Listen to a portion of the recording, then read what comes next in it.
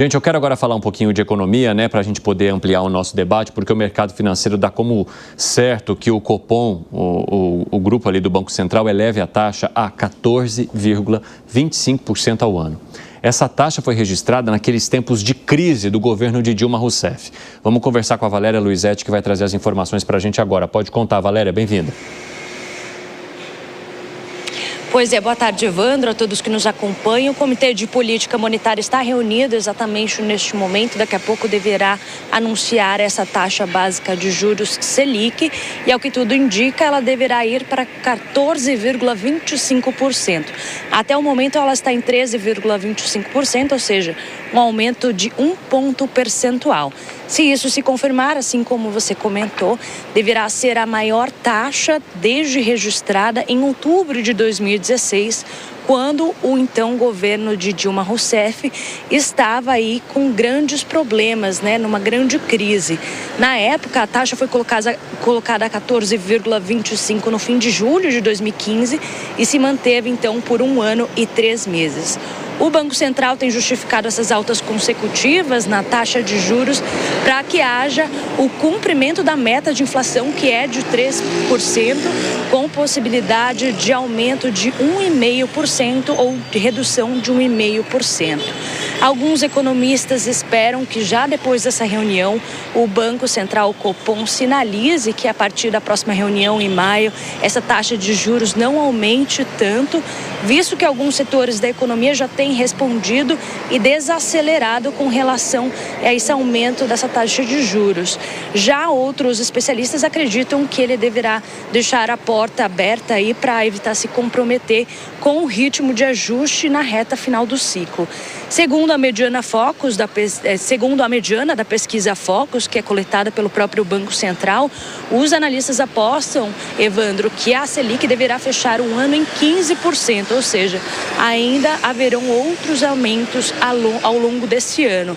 Enquanto isso, a gente segue acompanhando o término dessa reunião e vamos confirmar qual de fato será essa taxa básica de juros anunciada pelo Copom.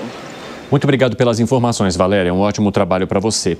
Alan Gani, quando se usa a comparação, é a pior taxa desde os tempos de Dilma Rousseff ou aquela fase ruim que viveu o segundo mandato de Dilma Rousseff, isso já gera uma tensão muito grande, porque as pessoas começam a pensar, puxa vida, a gente vai voltar àquela crise econômica que foi tão difícil de atravessar, né? Aquele momento também que misturou a questão política, a tensão política com a tensão econômica. Traduza para a gente esse número que remete àquilo que aconteceu, mas nos dias de hoje, por favor. Vamos lá, tem muita semelhança desse governo com o governo de Dilma Rousseff, inclusive até nos dados. Uma inflação persistentemente alta, essa era a grande reclamação do governo Dilma Rousseff. Mercado de trabalho aquecido, a taxa de desemprego baixa. Mas por que aquecido? Porque a economia brasileira opera acima do seu limite. É um crescimento anabolizado, com muita testosterona. Então, o gasto público acima do que a economia consegue absorver, isso gera um crescimento a curto prazo, mas também leva a pressões nos preços, gerando um processo inflacionário. Portanto, o Banco Central tem que subir os juros para conter essa inflação de agora, tirar dinheiro de circulação, dar uma esfriada nessa economia e também para sinalizar que ele está combatendo a inflação e reduzir as expectativas de inflação futura, que podem contaminar. Se todo mundo acreditar que vai ter mais inflação, contamina a inflação aqui no presente. Qual é a diferença de hoje para o governo de Dilma Rousseff? É que o Banco Central age antecipadamente hoje porque ele está mais blindado, ele é independente. E lá no governo... não espera o negócio estourar para depois ele delimitar. Exatamente. Lá no governo Dilma, o Banco Central não tinha essa independência formal e institucional. Então, segundo todo mundo falava isso no mercado financeiro, era que o Banco Central sofria pressões por parte do governo Dilma. E aí, reduzia a taxa de juros mesmo com a economia aquecida, o mercado de trabalho aquecido e o fiscal piorando. Então, chegou a 7,25, a inflação era de 6 e a taxa de juros 7,25. Aí, o que teve que fazer? Quando a inflação estourou, teve que subir rapidamente para os 14,25. É diferente da situação de hoje, que o Banco Central acaba agindo antecipadamente. De maneira gradativa, né? Ô, Pepe, você acredita que haja necessidade dessa taxa básica de juros atualmente, diante do que está sendo feito política e economicamente aqui no país? Não, claro que não, claro que não. Está demorando. O Gani trouxe informações e trouxe questões completamente ultrapassadas, inclusive para economistas do mundo todo, né? Não. Ninguém mais quer defender a economia, né, e o combate à inflação olhando só o lado da demanda. O que há de mais moderno na economia hoje é olhar o lado da oferta também. Então, a partir do momento que o Banco Central tem essa ideia atrasada, equivocada, de achar que tirar dinheiro de circulação vai fazer a economia não se desenvolver e assim vai segurar a inflação, isso é um absurdo, é surreal. O que o Banco Central moderno tem que fazer? Olhar para o lado da oferta. Se eu criar mais oferta, independente da demanda, a inflação vai diminuir, a inflação vai reduzir. Né? Isso que o governo tem que fazer. E aí minha crítica ao Banco Central no Brasil, uma crítica à tal autonomia do Banco Central, é que nos Estados Unidos, por exemplo, o mandato é dual. O que é mandato dual? O presidente do Banco Central é tanto responsável pela inflação, pela taxa de juros, quanto também pelo crescimento econômico. E o Banco Central no Brasil, o mandato é único, só para cuidar da inflação. Isso é um absurdo, isso é um absurdo. Como eu vou querer universalizar o serviço de saneamento básico no Brasil quando o empreiteiro que faz a obra recebe apenas 11% de taxa externa de retorno, quando a taxa de juros está em 14,25%. É impossível. Você para o Brasil, você para projetos estruturantes no Brasil. Não dá para a gente compactuar com essa ideia atrasada que o Gani aqui quer ancorar. É atrasada? Então você fala lá para o Banco Central norte-americano que eles também estão atrasados, ora. Porque eles também estão... Não é outra realidade. Eles também estão num patamar restritivo para a taxa de juros dele, historicamente restritivo, para enxugar liquidez, para enxugar dinheiro de circulação. E outra coisa, Pepe, você não aumenta a capacidade de oferta da economia, produtividade, infraestrutura, etc., da noite para o dia. Então é a ferramenta que você tem para conter a inflação. Agora, tem uma outra ferramenta que poderia ajudar a essa dosagem de juros ser menor? Teria, que é o governo federal fazer a sua parte com a redução do gasto público, Pepe.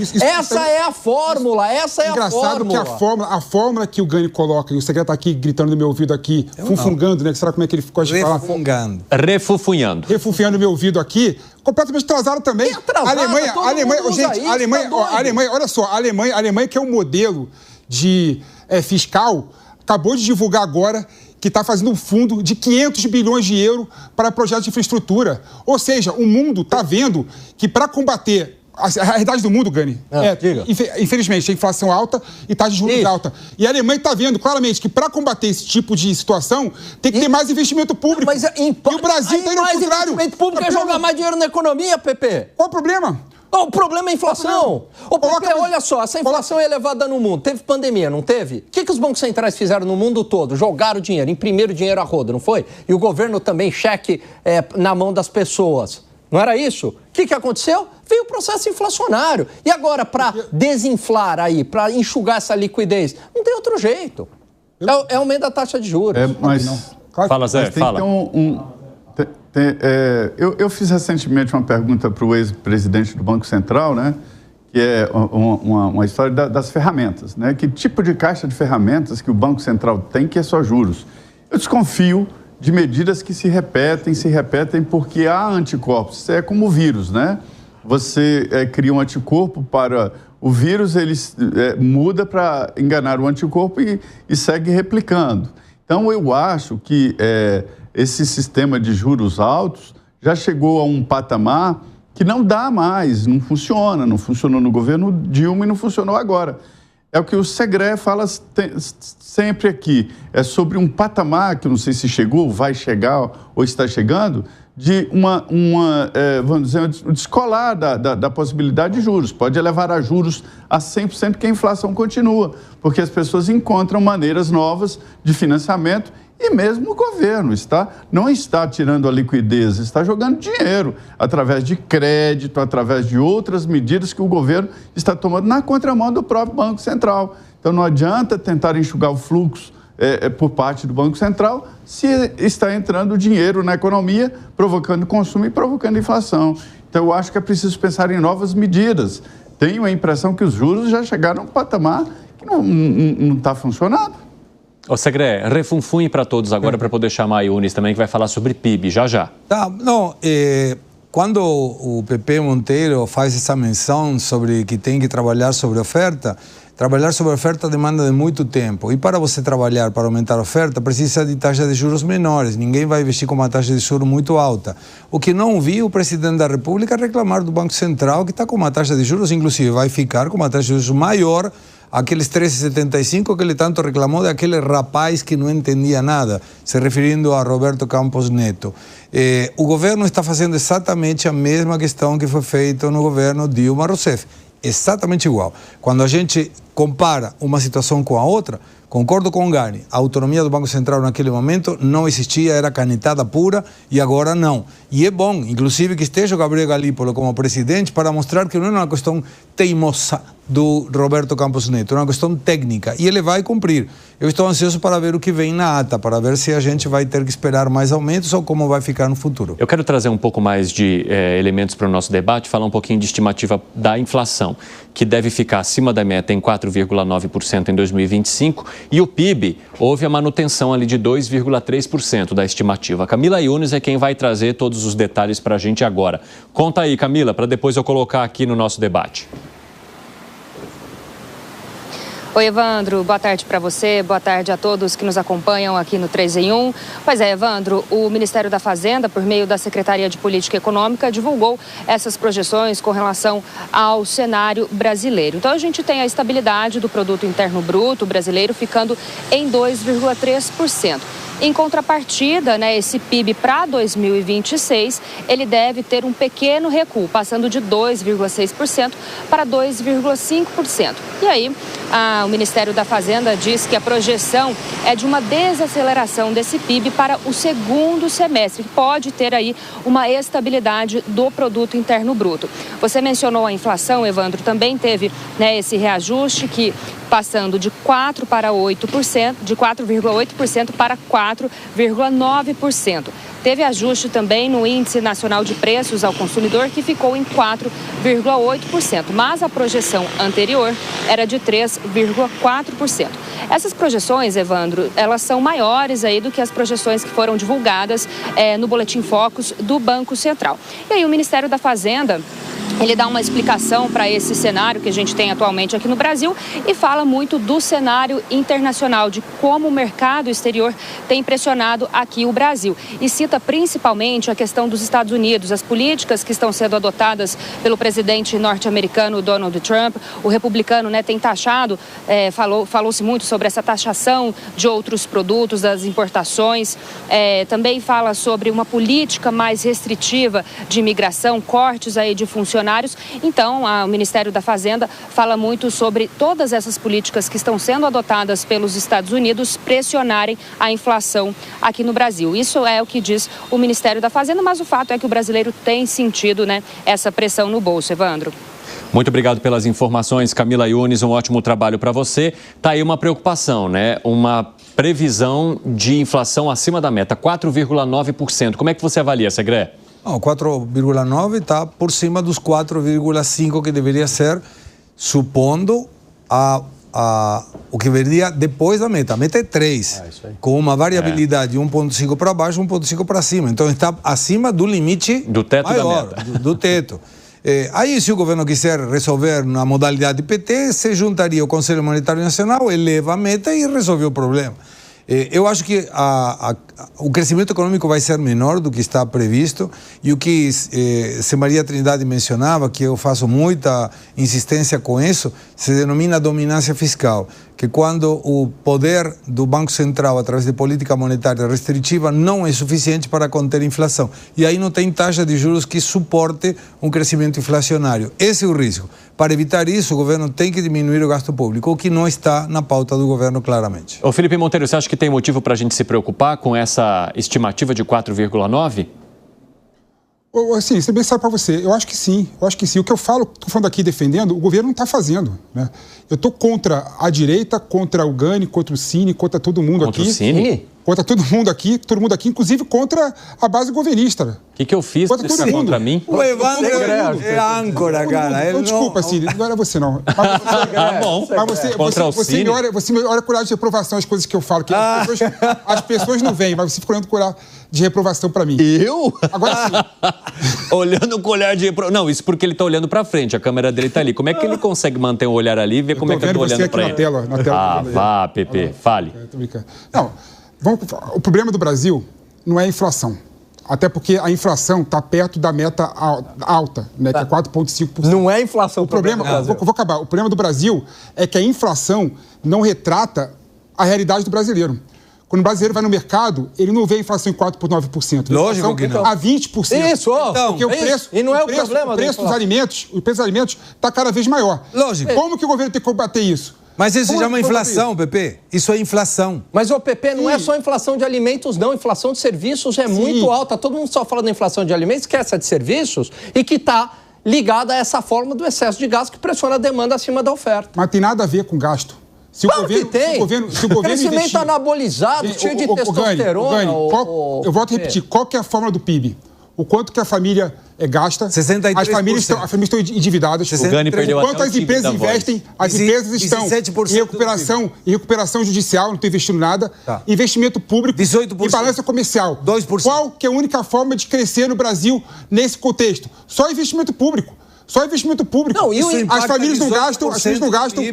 Não, sabe por que não?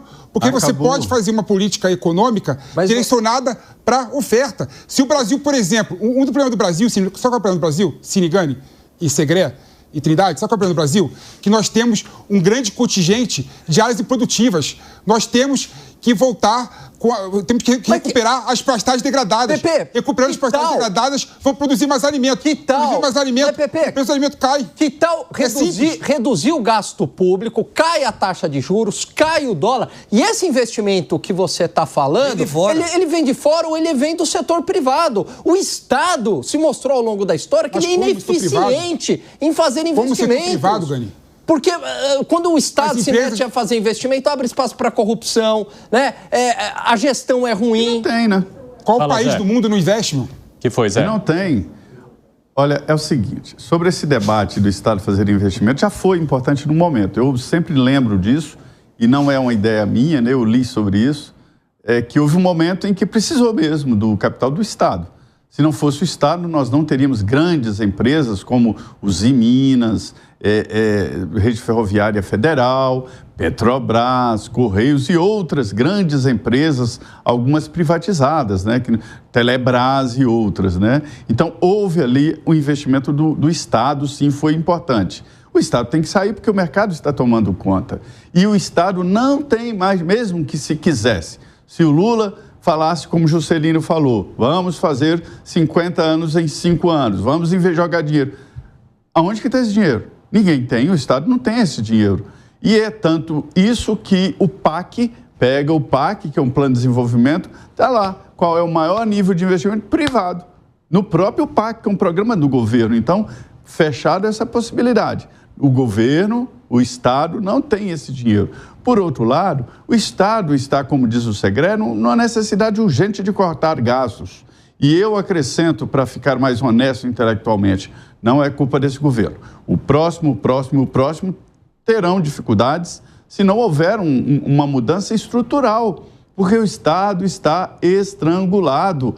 Recolhe, o orçamento fica em torno de quase 6 trilhões, 2,5 trilhões para pagar serviço da dívida, ainda tem déficit.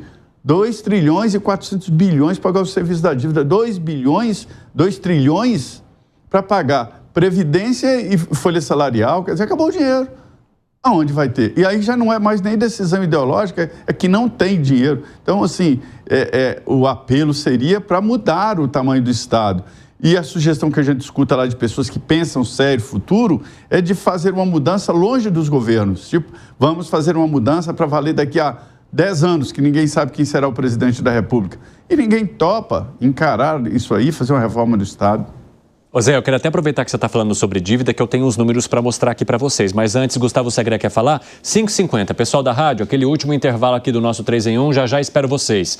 Nas outras plataformas continuamos. Fala, Segre. Só para cortar a abobrinha que está falando, Pepe Monteiro, que não, ele sabe da questão geral, mas quando a gente vai no ponto, ele se perde um pouquinho. Quando você tem o cálculo do PIB, 63% do crescimento do PIB é de consumo famílias. 18% investimento do governo, gasto público, nem investimento. 17% investimento privado e 2% o saldo da balança comercial. Para que o crescimento do PIB seja reforçado pelo investimento público, pelo gasto público, deveria ter um crescimento gigantesco, porque o que estrutura é o crescimento do consumo familiar. Por isso o governo solta muito dinheiro na família e com isso puxa o crescimento para cima, totalmente anabolizado. E não confunda, o Evandro Cini é âncora do programa, você não pode ficar brigando com ele porque ele não comenta, não opina, entendeu? Ó, Cini, te apresento, Pepe Monteiro. Fala, Pepe, para eu trazer os números aqui da dívida. Fala aí. Deus. É o Deus. Eu sou Deus, é.